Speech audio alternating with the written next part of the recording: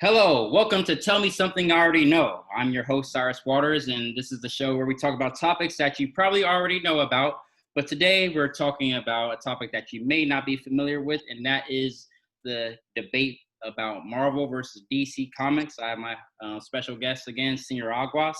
Senor Aguas, we have a fan of yours who wrote to us. Winston Padilla from Boise, Idaho. He writes, "Hello, Senor Aguas. I am a big fan of your show, especially the Man Cave segments. However, I noticed that you have a variety of comic collectibles in your Man Cave, including action figures, comic books, and posters of both Marvel and DC superheroes and villains. My question is, who do you like better, Marvel or DC, and why?" That's a good question. You know what? I grew up on Marvel. I got a Luke Cage Hero for Hire shirt on right now, so that should tell you a little something. But you know, I kind of really lean towards, as I start getting older and watching DC evolve, I started leaning towards DC more or less. I was always a Marvel fan because I like the stories. You know, Spider-Man being a teenager and having his problems going into things. I like the X-Men. The story with Jean Grey and Scott Summers, Cyclops, you know, and Wolverine trying to, you know, weasel himself in there. Even the Fantastic Four with Submariner and Sue Richards. So I like those storylines. So I grew up on Marvel, but I kind of start leaning towards DC when the Arrowverse started coming out. You know, I can go both ways. I'm kind of leaning. Marvel is my heart and soul, but DC is coming in close. Yeah, I think both of them have their pros and cons. I think the DC, they're pretty good with their television shows more than Marvel. However, I think Marvel is just kicking butt with the movies. Oh, definitely. Definitely with the movies. You know, I think with the TV program, they kind of start falling short. They came out with the Arrowverse, which was good. I don't know if this is probably before your time. You're probably younger. They used to have something. It was called Smallville. You know what I mean? It was on CW Network. But Superman has always been instrumental. Even way back in, you know, he probably the 60s with this. I don't know if you remember it. It was in black and white. I mean, he was out of shape. He looked like he was like 60 years old. And then they had Lois and Clark. So I had the different variations. But the reason why I leaned toward Marvel, even in my younger years, was because that Batman that came out in the 60s. You remember that with the Boy Wonder? and as I got older, I realized it was more of a comedy. Uh-huh. But he was corny. So the Batman that you look at now, you look back at that Batman, it's like, there's no way I want to be like him. I want to be like Hulk and Spider-Man. Yeah, you know? I remember Batman, he kind of evolved into becoming like one of the most serious superheroes in the recent years. But I remember growing up, being at my uncle's house, watching that, you know, the Batman from back in the day. Like, Robin was always seen as a joke, but now Robin, I think he's on the new Teen Titans television show. And he's hardcore. And Robin, he was never like that growing up. He wasn't like, he wasn't like that when he became Nightwing. The DC Universe app is awesome. That's probably what got me over. But when you look at both of them, they kind of fed off each other. Like there's the Doomsday Patrol, Doom Patrol, I think it is. X-Men was kind of like a spinoff of that. They kind of got, you know, because they all copy each other. We could talk about Green Arrow and Hawkeye. You know what I'm saying? Catwoman, you know. Yeah, Black Cat. Iron Man, kind of like Batman in a way, you know. I always grew up a Marvel guy. I like DC, but here's my problem with DC, and you tell me how you feel about this. I always feel like DC superheroes are so overpowered. You know, Superman, he's pretty indestructible.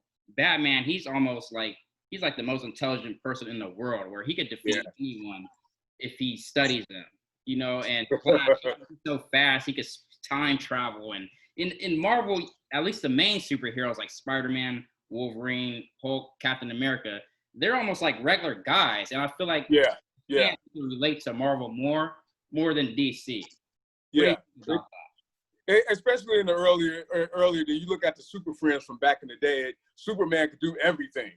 You couldn't even do anything to him. The only weakness I think he had is he can't see through lead. Oh, okay, well, you can use his breath and freeze whatever's in there and then crack it open. Or you know what I mean? That was his only thing. And kryptonite was the only weakness, and only certain people can get the kryptonite. And Batman just, the utility belt, everything. But if you watch now, Superman gets beat down. You remember like 10, 20 years ago, Doomsday, I think, killed him. Right. And so he was a bit, Shazam, took him to the distance one time. But they just like the movies. You look at what was the movie that came out? What was DC's big time thing that crashed? Not the Super Friends, but Justice League. I mean, yeah. It's terrible. The only thing about Justice League that Wonder Woman and Aquaman actually start being relevant. You know what I mean? Because back in the day, they were nobodies. Aquaman as well was always seen as a joke back from what I remember. And hardcore too now, so that's pretty interesting. Now Submariner. That I mean, you see how Marvel used him? Yeah. Yeah, beat Aquaman down. Yeah. And then you got Luke Cage and Black Lightning. They kind of feed off of each other. And I think back in the day, they were the same writers. The guy that wrote Black Lightning also wrote Luke Cage. Hulk and Solomon Grundy. Solomon Grundy came, and then Hulk came. And so when you look at both of them, they got a lot of similarities, but Marvel storylines are always a lot better than me. Bruce Wayne, parents getting killed, that was, can't get over. But then Uncle Ben and Spider-Man. Let me bring up another point that's interesting with DC superheroes. At least I know Superman and Batman live by this philosophy of the no-kill philosophy. You think about Batman, how he could have defeated Joker so many times, yet he doesn't want to kill him. Marvel, they don't have that. Wolverine, he's gonna Jack Saber. He's gonna kill you. Iron Man, he would kill somebody. What's up? Luke Cage gonna kill you. Right. I think with Arrow and Batman, they started out that way, where they were like vigilantes and they was just gonna like take you. That it didn't matter. But I think as it evolved, they kind of start going like Superman was like Captain America. Like I said, Superman could have a fight with Hulk, take him into space, and Hulk turn into Bruce Banner. He'd take him back to the hospital, see what's wrong with him. Right. You know what I'm saying? It's like, you got a chance to take him out.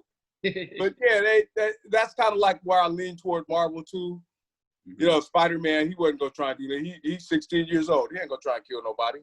You know what I mean? Yeah. But you get Luke Cage. Luke Cage, I tell you, the funniest comic book I ever read was Luke Cage went and tried to beat Dr. Doom up over $200.